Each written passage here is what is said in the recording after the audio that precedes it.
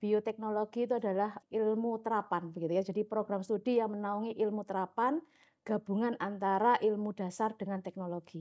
Lahan sempit itu pasti adanya penduduk Indonesia yang sudah semakin banyak begitu ya, Betul. setiap harinya mengalami peningkatan.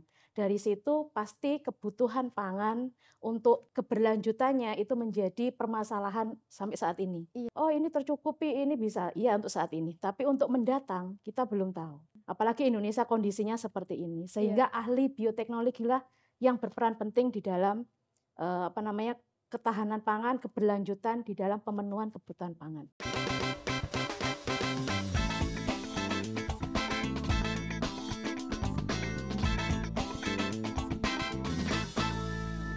Kece Radio, your easy listening station. Halo Kece People, kembali lagi dalam program Bincang UNESA bersama saya Salsa Claudia.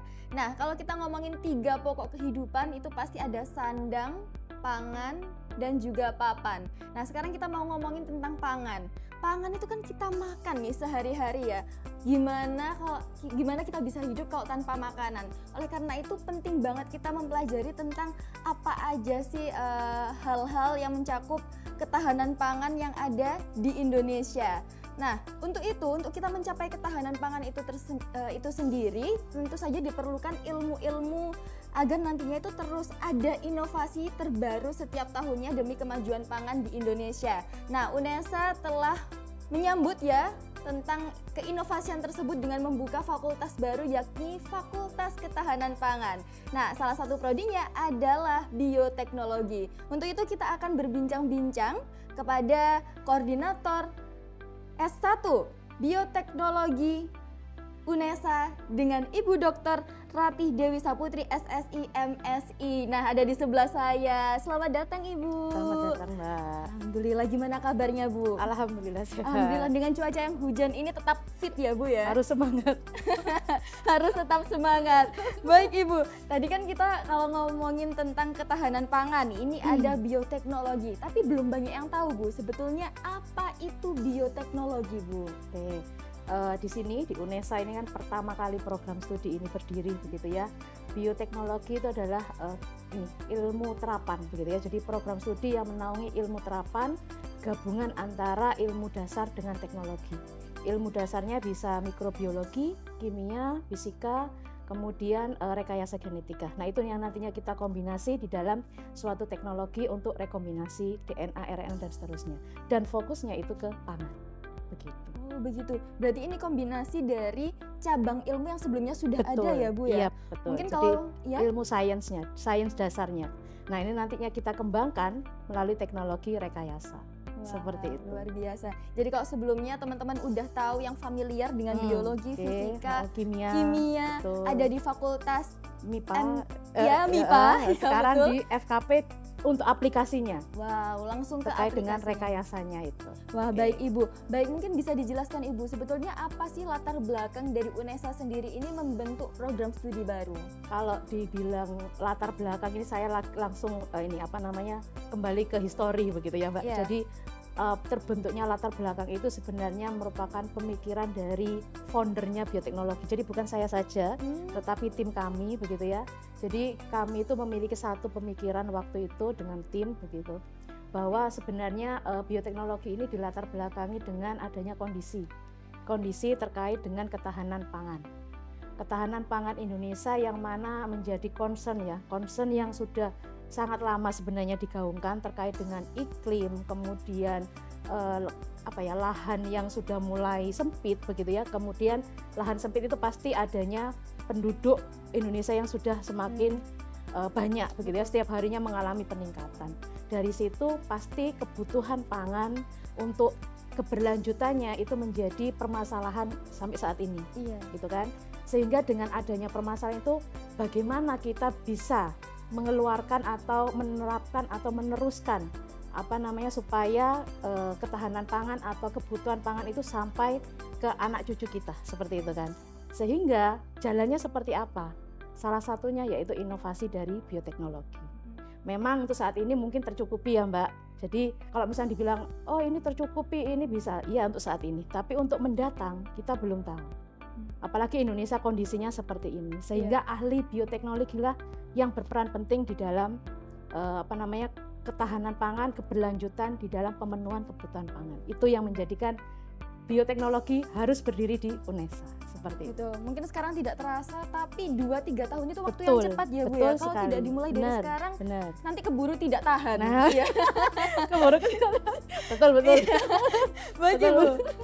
Karena Benar. ini juga prodi baru dan mungkin sudah ada beberapa kampus lain yang sudah ada ya Bu ya, Betul, tapi tidak betul. banyak. Nah, di UNESA sendiri bioteknologinya itu apa sih Bu keunikannya?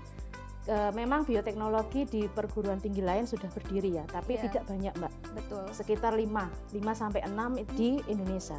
Iya. Di luar negeri baru banyak, gitu kan. Nah, tapi concernnya kami itu terkait dengan pangan. Jadi misi kita itu untuk ketahanan pangan, mendukung pangan, inovasi pangan apa untuk keberlanjutan itu. Namun untuk bisa menggolkan gitu ya, untuk menunjang kita bisa mengembangkan inovasi pangan tersebut, kita juga mewadahi bioteknologi, lingkungan, kesehatan presisi maupun biologi molekuler. Kedua bidang ini nantinya itu akan mengembangkan terkait dengan inovasi pangan, sehingga 3 bidang yaitu pangan, kemudian lingkungan, molekuler dan kesehatan presisi itu adalah penciri dari kami, kekasan dari kami yang tidak dimiliki oleh prodi bioteknologi di Indonesia maupun di luar. Begitu. Wah, luar biasa. Baik Ibu, untuk proses seleksi mahasiswanya sendiri bagaimana Bu? Nah, kalau proses seleksi ini yang agak berbeda Mbak ya dengan prodi-prodi dari fakultas maupun di prodi UNESA begitu ya. Karena prodi biotek ini baru berdiri Mbak bulan Maret begitu ya, pas Ramadan itu pendirian itu izin berdirinya baru dari Kemenristek-Dikti baru turun. Sehingga kita kehilangan SNBP dan SNBT. Dan kita diizinkan untuk berdirinya di jalur mandiri. Nah, jadi adik-adik yang mungkin nanti pada saat SNBP atau SNBT tidak lolos atau gagal, jangan putus asa gitu ya. Jadi biotek memberikan kesempatan yang luar biasa kepada adik-adik untuk bisa masuk ke jalur mandiri. Jalur mandiri ini ada 4 ya, dari tim admisi UNESA ada jalur mandiri prestasi, kemudian non tulis UTBK, jalur rapot dan TMUBK. Jadi adik-adik bisa masuk ke dalam jalur itu, jalur mandiri dengan 4 program tersebut. Dan kita kuotanya 90 orang Mbak. Jadi sangat besar sekali kesempatan adik-adik untuk bisa masuk ke S1 Bioteknologi UNESA. Gitu. Apalagi ini tahun pertama ya Bu. Betul. Jadi peluangnya cukup besar dan Benar. yang pasti kemungkinan besar teman-teman akan diingat oleh para dosen. Betul. Karena generasi pertama ya Bu ini ya. Ya benar, generasi pertama pasti concernnya tadi ke mereka gitu. Iya, nanti bisa jadi bestie dengan Ibu. Benar. Baik Bu. Boleh. Untuk sistem pembelajarannya sendiri bagaimana Bu dan berapa SKS sih Bu yang ditempuh oleh mahasiswa? Oke, untuk sistem pembelajaran SKS dulu sepertinya sama gitu ya, sama dengan univ yang lain, prodi yang lain atau fakultas yang lain, kita tetap standarnya adalah 144 SKS. Di mana itu ditempuh dalam 8 semester gitu ya, atau 4 tahun. Namun tidak menutup kemungkinan begitu ya, anak-anak yang jenius gitu ya, yang memiliki high prestasi atau ini ya, jadi bisa ditempuh di 7 semester atau 3,5 tahun. Tetap dalam kisaran 144 SKS.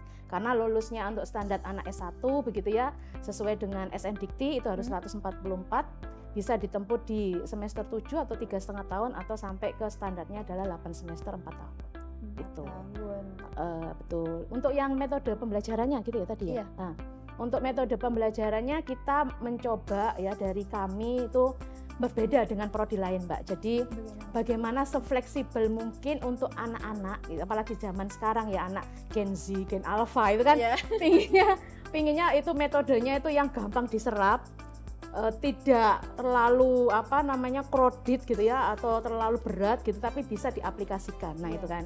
Jadi metode yang kita buat atau kurikulumnya lah istilahnya seperti itu bisa menggunakan student center learning. Nah itu student center learning yang mana itu bisa dibuat sebagai tim project base atau bisa dengan case study. Itu yang terkait dengan teorinya.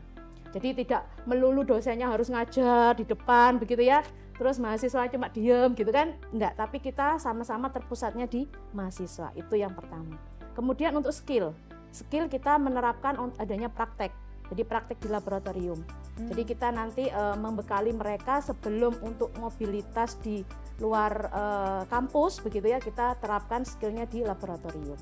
Kemudian kita juga memberikan kesempatan untuk adik-adik begitu ya untuk melakukan mobilitas di luar kampus seperti student exchange, kemudian ada magang kerja ya istilahnya PKL begitu, kemudian magang riset yang mana bisa di lembaga riset, bisa di industri yang mana fokusnya kita adalah menempatkannya di industri-industri yang memang fokus terhadap bioteknologi.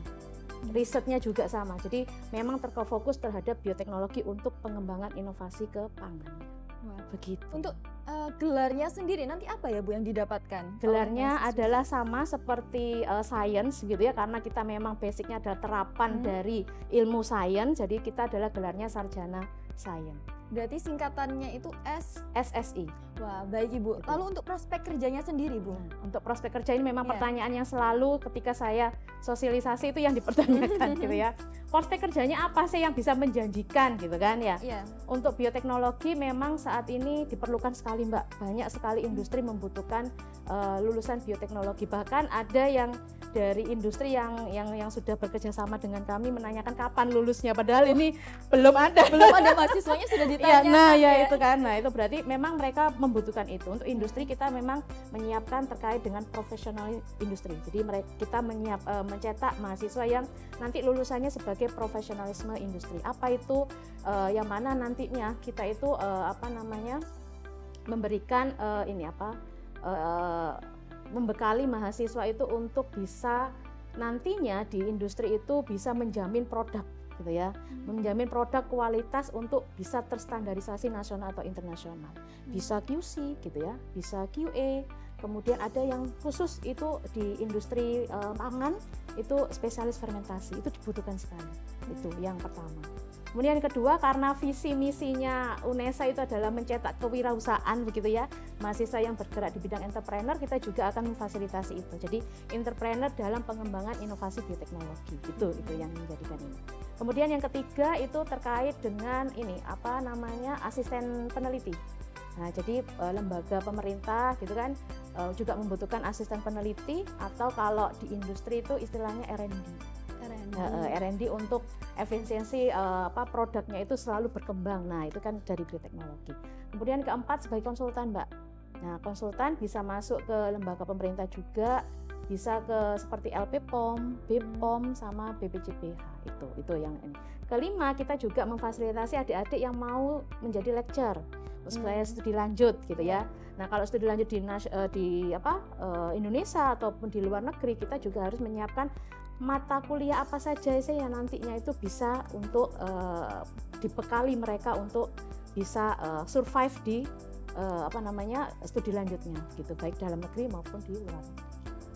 Baik Ibu, kita akan kembali untuk para calon mahasiswa baru ya Bu. Untuk para calon mahasiswa baru yang ingin mendaftar, apakah ini harus linear dengan keilmuan saintek, atau mungkin bisa dari jurusan lain, atau mungkin bahkan dari teman-teman SMK?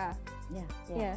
Untuk tadi linear atau tidaknya, karena kita ini dibukanya di jalur mandiri, jadi semua prosedur ataupun tata cara pendaftaran ataupun persyaratannya itu kita mengikuti dari universitas, jadi dari UNESA, karena kesempatannya di mandiri seperti itu. Tapi di dalam mandiri itu kan ada jalur prestasi dan seterusnya. Nah, jalur prestasi bisa melalui MTQ, kemudian Hafiz gitu ya. Kemudian ada sistem kepemimpinan seperti OSIS dan sebagainya, ketua OSIS gitu ya. Nah, itu bisa masuk ke situ. Tetapi secara umum begitu ya, di bioteknologi memang harus saintek gitu ya. Tetapi tidak menutup kemungkinan yang sosial jika bisa bersaing di TMUBK seperti itu ya, atau non-tes UTBK itu bisa masuk ke S1 bioteknologi. Wow, baik Ibu. Nah, jadi SMK pun juga bisa. Bebas dari seluruh jurusan SMA, SMK bisa mencoba mendaftar ya Bu ya. Betul, bisa. Pokoknya kalau teman-teman udah tertarik coba aja dulu. Bener, ya. iya. Apalagi dengan peluangnya yang cukup besar ya Ibu. Betul. Nah ini Ibu, karena biasanya juga program studi baru itu menimbulkan beberapa keraguan oleh para calon mahasiswa baru, diantaranya fasilitas. Nah untuk fasilitas ini bagaimana Bu? Karena tadi saya sempat mendengarkan tentang lab. Nah Ya, betul. Oke, untuk fasilitas labnya oke, semuanya sudah tersedia begitu ya di Fakultas Ketahanan Pangan gitu ya. Di tempatnya di Dr. Mustopo, kemudian untuk terkait SDM, ya. dosen juga sudah sesuai standar gitu ya Mbak ya. Jadi dosen kita sudah bagus, baik itu dari lulusan dalam negeri maupun luar negeri. Jadi adik-adik itu sudah tidak perlu diragukan lagi terkait dengan dosen-dosen kami. Fasilitasnya juga sudah ada gitu ya, alat dan instrumen dan sebagainya. Kemudian untuk kesempatan mobilitas di luar kampus juga sudah tersedia semua. Kita kerjasama dengan berbagai industri, lembaga riset maupun lembaga pemerintah. Itu jadi adik-adik nggak usah takut gitu ya, ragu, wah ini prodi baru, jangan-jangan nggak ada apa-apa seperti itu. Tapi kita sudah mempersiapkan semuanya Mbak, kita sudah siap menerima mahasiswa di tahun ini. Wah, begitu. Ibu tadi saya mendengarkan tentang Dr. Mustopo. Nah ini Ya. kan beda ya Bu dengan kampus 1 dan 2, biar Betul. teman-teman tidak keliru. Sebetulnya itu lokasinya di sebelah mana Ibu? Nah ini untuk memang banyak sekali pertanyaan Fakultas Ketahanan Pangan itu letaknya di mana begitu ya. Jadi Fakultas Ketahanan Pangan nanti ada 5 prodi, salah satunya adalah prodi S1 Bioteknologi, letaknya di Jalan Dr. Mustopo. Dulunya itu tempatnya Confucius Mbak. Jadi Confucius itu apa Ibu? Mandarin. Oh Mandarin. Nah, ya itu kan sekarang sudah dirubah menjadi Fakultas Ketahanan Pangan di dekatnya Rumah Sakit Dr. Stomo, pas di depannya. Itu tempatnya di situ. Jadi memang ini sudah pembangunan, benar-benar pembangunan besar-besaran begitu ya. Yang mana nantinya untuk memfasilitasi adik-adik siap di tahun ini di bulan Agustus insya Allah itu mereka sudah bisa di sana. Sudah bisa digunakan. Yeah. Oh jangan Jadi khawatir. kampus teman-teman. 3 gitu ya jadinya. Kampus 3. Jangan khawatir teman-teman karena rumah sakit Dr. Sutomo tadi itu juga lokasinya masih di Surabaya. Betul. Gitu. Ya. Jadi kalau teman-teman mungkin selama ini udah pernah dengar tentang rumah sakit ini karena cukup populer ya Bu sebagai rujukan dari berbagai penjuru Indonesia. Depannya pas. Nah, depannya pas itu adalah fakultasnya teman-teman nanti. Amin ya. Amin. Iya Ibu, ini untuk nanti teman-teman KC People di rumah kalau ingin mengakses informasi lebih lanjut bisa di mana Ibu? Ya, untuk bioteknologi sendiri websitenya bisa di bioteknologi.fkp.unesa.ac.id. Kemudian untuk akun sosmednya, baik itu TikTok maupun IG itu @bioteknologiunesa. Tapi kalau untuk terkait pendaftaran, kemudian tata cara dan sebagainya masih dalam satu pintu Mbak di websitenya admisi.unesa.ac.id. Baik, S1 Bioteknologi, cerdas berkarya, menata cita bersama S1 Bioteknologi. Unesa, Satu langkah di depan. Baik, terima kasih banyak Ibu telah hadir di Bincang Unesa kali ini. Dan juga teman-teman yang ada di rumah, terima kasih sudah menonton Bincang Unesa. Dan jangan lupa kalau mau gabung ke Unesa langsung aja cek-cek informasinya, pendaftaran terutama di admisiunesa.ac.id. Baik, saya Salsa Claudia, terima kasih dan sampai jumpa.